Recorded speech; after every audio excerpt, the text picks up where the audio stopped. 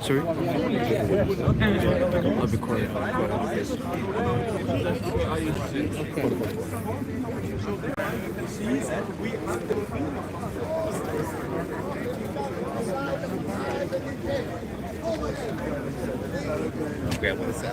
Bob, I'm not going to let you go. I'm not going to let Bob stay. Come on then, Bob.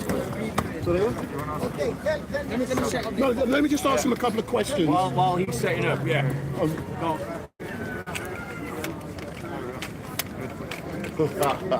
So, Mikey, if I can ask you a couple of questions, you know what I'm going to ask you the questions on.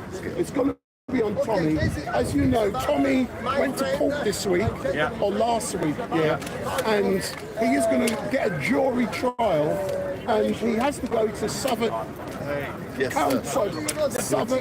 Crown Court on the 3rd of July. Yeah. What is your views on the fact that Tommy finally is going to have a jury trial? Well, I think it begs the question why he's never been tried by jury before. I think that it demonstrates the fact that it's only the first time that he's having a jury trial in all the years that he's been persecuted by the state, shows that our state has been captured by a progressive militancy that is not afraid or even embarrassed to use the state for its own political ends. It'll be interesting to see what happens at that jury trial. I honestly believe that Tommy is such a politically divisive figure, not through his own fault, but through the media's fault, that people will walk into that courtroom having already decided whether they're going to find him guilty or innocent. But I wish him well. I think I believe him to be innocent. I think he has done a great job in exposing the corruption in our judiciary. And the final question, did you see any of the reports about Tommy? We're currently on Tommy's YouTube channel for the first time today, and we're also on his Twitter, like we have been since February. But if you saw the reports, normally the media describes Tommy as far right and all that kind of stuff. Did you notice on Thursday the narrative changed? And he was suddenly a political activist. Yeah, and I think that's because a lot of the progressive elites recognise that the ground is shifting underneath them, and that a lot of us are quite sick of the progressive elites, and we actually think that the country would be better off if we had other elites. And a lot of the progressive elites now are seeing which way the crowd is running, and they're trying to get ahead of the crowd.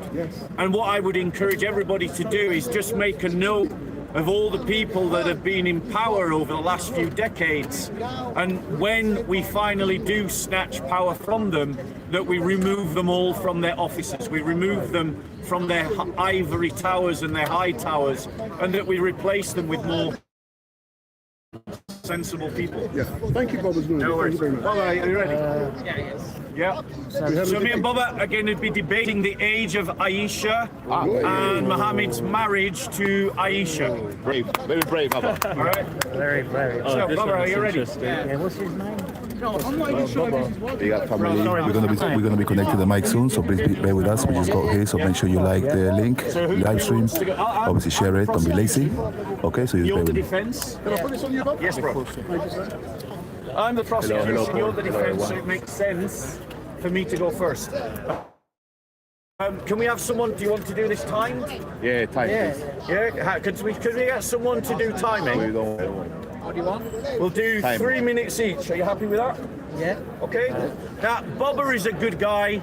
He's someone who's here for intelligent academic debate. He's a Muslim. But he knows how to. He understands how to do a debate politely.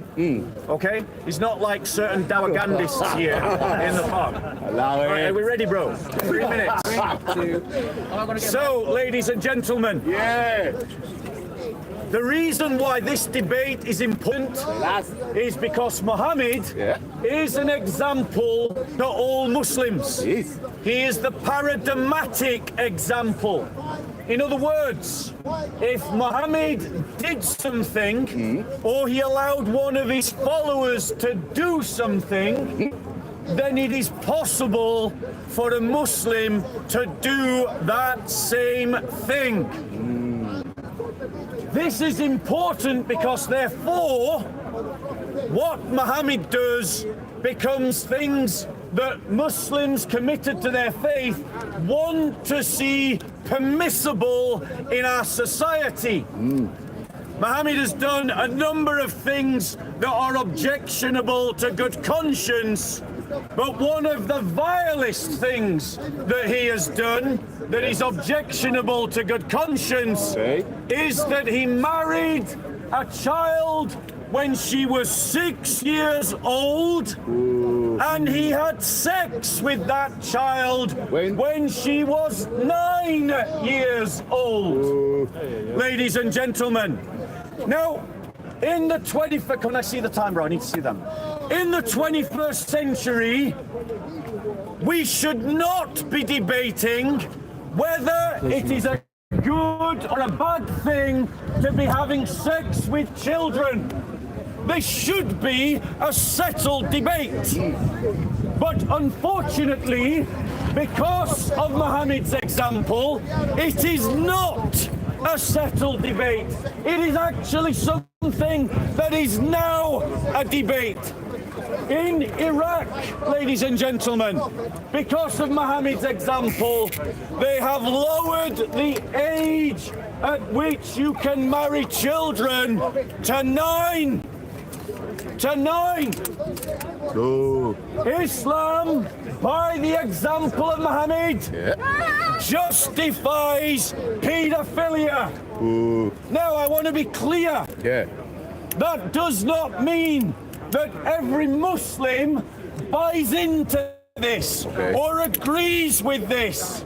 And there are many Muslims who are better than their prophet, and they reject the example of their prophet.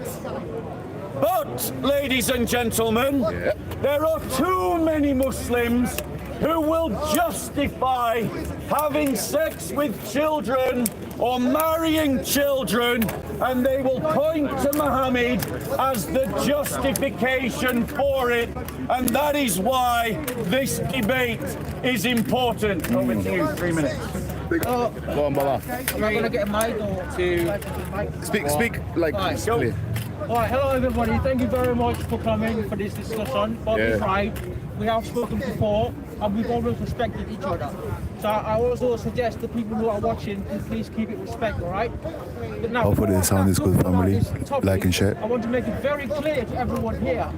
I do not agree in marrying 9-year-old girls in the 21st century. I don't. I have vision for it. Okay?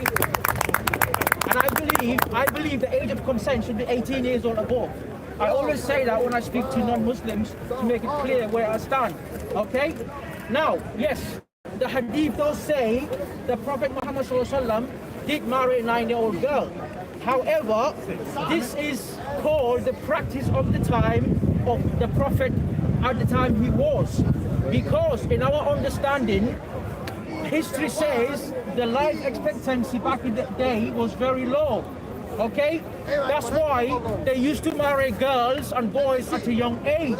This was all over the world. In Africa, in Middle East, in Europe, everywhere around the world. The life expectancy 1,400 years ago was around age 25 to 35 years old. So it's normal at the time for boys and girls to get married at an early age so that they can have children, raise them up before they die. It's logic. You cannot marry somebody today at the age of 9. Why? Because we live longer. The life expectancy is about 70 years old in the UK. In other parts, it's 60. In other parts, it's 80. Okay? So, the Prophet says in the Hadith, in Sahih Bukhari, 3560, he said, we Muslims we can adjust and make things easier for society as long as it doesn't go against Islamic teachings. Now,